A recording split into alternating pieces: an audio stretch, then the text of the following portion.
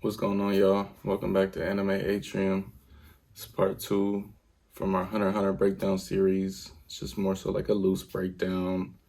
Doing this because we had seen some news that Hunter x Hunter anime is coming back later this year. So wanted to just do a little breakdown. Don't want to get too in detail just in case people haven't seen it, and kind of just want to, for people that haven't seen it, want to make them want to go see it just off some just a loose outline of what's going on.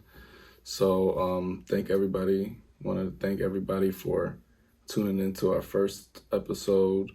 It did way better than we thought it would, easily. We noticed watching it back on YouTube that the export had messed up, so definitely gonna make sure that doesn't happen this go around and for any future videos. Also needed to correct Gon's age. So Gon and Killua are 12, not 9. So not as young as I had stated in the previous video. But today we're gonna be going over Heaven's Arena and the Phantom Troop arcs. Excuse me. In the previous video, we went over kind of like Gon's introduction and the Hunter exam. So after the Hunter exam, Leorio goes off on his own way, Kurapika goes off on his own way, and then Gon and Killua decide to stick together, and they want to get stronger. They want to develop their skills more. So Killua tells Gon about this place where they can earn money and do that at the same time. It's called Heaven's Arena. So this is just a tower, and each level there's fighting going on, like tournaments, and each level is for a certain level of fighter. So you start at the bottom, it's going to be the most basic fighting. As you get to the top, some of the toughest fighters in the whole world. So excuse me. So in Heaven's Arena, it's just a lot of fighting. So this is definitely fun to watch. If you're into anime fight scenes, this is definitely something to tap into for sure. If you've tapped into just overall anime stuff, you've probably seen a clip from this section of the anime. One of the biggest fights is Gon versus Hisoka. So obviously that's towards the end. Excuse me. That's towards the end of the fighting. Obviously that's going to be at the top tier. First time Gon and Killua have experienced what they call Nen. So what Nen is like kind of like the ability to manipulate the world in a way. It's kind of like the special powers of this anime. So when they find out that fighters are able to do this and have these abilities, they seek out a teacher, and he kind of teaches them the basics of Nen and how to loosely control stuff. With Nen, it's, I guess you could call it like a martial art. So everybody has their own special abilities and stuff like that. For example, Hisoka's is called Bungee Gum, where he's able to put out this sticky-like Nen and attach it to things to manipulate a whole bunch of stuff. That's how he does his little card attacks, card tricks, and things of that nature. So overall, this is just kind of, with Heaven's Arena, it's just the start of of Gon and Killua developing their Nen abilities and then just training. And then it's always nice to get a little money on the side when you're doing things you love. So that's essentially just what Heaven's Arena is and what those episodes are about. Again, I don't want to get into details. There's lots of fighting, lots of character growth in this little section. So definitely more than worth tuning into. Then after Heaven's Arena, we kind of get introduced to the Phantom Troop. So these are kind of like the bad guys. They're a group of essentially like misfits. I don't know if you would call it that, but just people that come from an underprivileged place or whatever. hold on. Most of them actually do kind of come from a specific area, and that area has a name. So Meteor City. So it's just a group of childhood friends that grew up in Meteor City, and it's kind of like just a forgotten about place, crime. It's just like I guess the hood, or like just, I don't know, you know what I mean? Just that kind of area where lawlessness takes place and nobody comes through because essentially of the Phantom Troop. So, excuse me. They're represented by the spider. So if you've seen like a character with like a spider tattoo and a number, then that's kind of that. How many members are there? I want to say 9.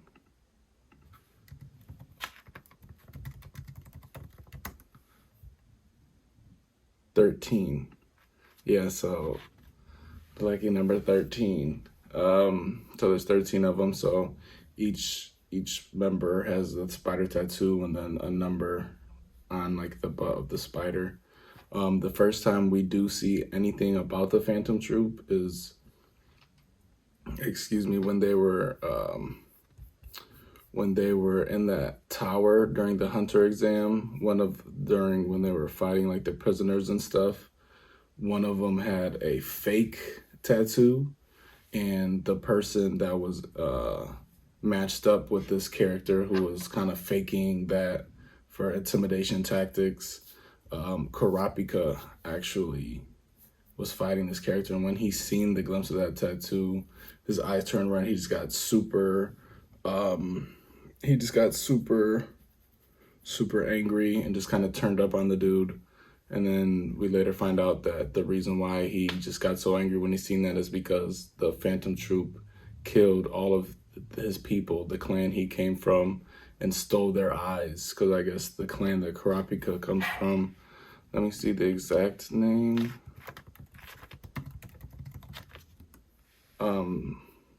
The Kurta clan. So the Kurta clan is known for their scarlet eyes, and they're super valuable on the black market. So the Phantom Troop came in, killed everybody, obviously except for Karapika, and harvested their eyes and sold them on the black market. So Karapika really has it out for the Phantom Troop, and that's kind of the reason why he's become a hunter, so he could track these people down and essentially just kill them all and everybody involved in that situation, from the people that bought him to the people that sold him, all that. So that's kind of his main goal. Whereas Leorio, I guess I should have got into this last episode, but Leorio's purpose for being a hunter was to just like be able to generate money, because that's all he sees fit. His friend needed money for a surgery, didn't get it, and died. So it's kind of like he's money hungry. He wants to help that situation. Excuse me. So during this Phantom Troop arc, we're introduced to all the spiders and all that stuff. Excuse me. So like I just said, we talked about Karapika and how he's the lone survivor of the Kurta clan. Excuse me. So when Gon and pretty much the rest of the gang find out about this, they want to help him out with his quest. And obviously they gotta seek out these members and see what's going on with them. It's essentially just like a revenge tale. Excuse me. And during this, they start to more so master their nen, get a hold of stuff. I believe Killua and Gon are the ones that tell Karapika and Leorio about this. For sure Leorio, but Karapika, I think, might have got, when he was looking for work. So when you have your hunter's license, you could go to what's it called in the real world? You like go to this place and they just have jobs lined up for people, but they have something like that for hunters. So Karapika goes there and they ask if he has like nen abilities, and they notice that he doesn't. So you essentially have to seek out a nen trainer to teach you this stuff.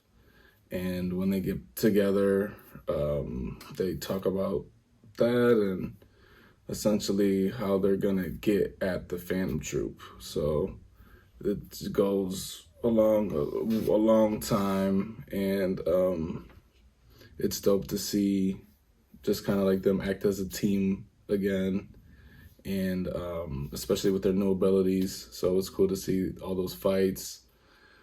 So much happens, man, with the Phantom Troop.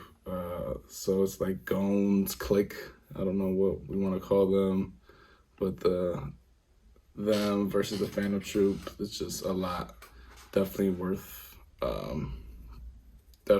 checking out if you just want to kind of poke and go at certain areas of the anime. The Phantom Troop arc and Heaven's Arena are definitely two of the top, like, just viewing pleasures, most definitely, without a question. But you've probably seen the leader of the Phantom Troop. His name is Croyo. It's funny. This dude he just looks like a leader or whatever. And then these are the rest of the Phantom Troop right here.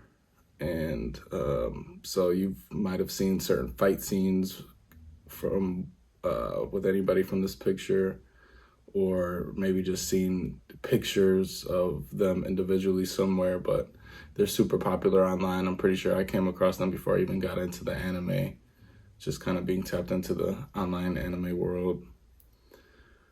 But yeah, so that's kind of a loose breakdown of that second part of the anime series. We're going to be doing 4 total parts. So, excuse me, the next video is going to be going over, it's going to be going over, what would it be? Greed Island, also referred to as Green Island, and the Chimera Ant Arc. So these are two of the heaviest, things for sure. I might even just switch it to just the Green and Greed Island, to be honest. That might just be that, and then we'll move the Chimera Ant Arc to its own video and kind of wrap that with the ending of the anime series so far too. So definitely stay tuned for episode 3 of this 4-part series that's going to be coming out next Sunday. So every Sunday we're going to be dropping these, and then also stay tuned just for our other videos too. We're going to be getting into Ninja Kamui, the new anime on Adult Swim. And we also wanted to go over, what is it called? Sandland. That is new anime that came out on Disney Plus and Hulu. It's essentially Akira Toriyama's last anime project before he moved on from the physical world. So we're going to be getting into that as well. Probably talk about the game a little bit. I think there's a demo, so might do something in regards to that. But yeah, just stay tuned and see you guys later. Peace.